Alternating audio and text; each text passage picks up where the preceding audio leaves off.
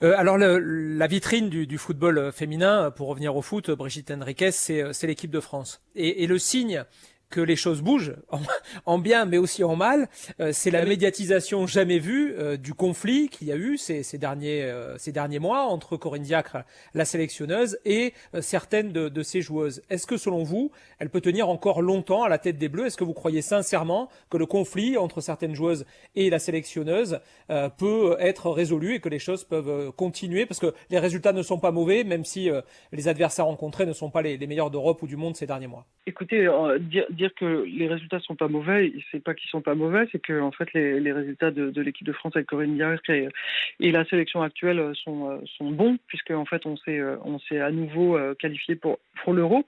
Donc, vous savez, c'est pas banal, hein, ça fait 7 fois qu'on se qualifie, mais je peux vous dire que pour avoir fait partie de la première équipe à se qualifier pour un championnat d'Europe, c'est déjà une performance en soi, parce que on a mis beaucoup de temps avant de se qualifier systématiquement de cette manière-là.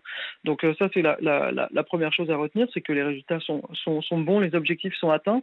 Après, ce qui s'est passé et ce qui se passe, voilà, je crois que c'est quelque chose qui appartient au groupe. Le groupe étant constitué des joueuses et de Corinne, et que effectivement c'est quelque chose qui doit se régler. Voilà, on espère tous bien évidemment que les choses s'amélioreront dans l'année à venir. Moi, j'y crois beaucoup. Il y a beaucoup de choses dont on a besoin.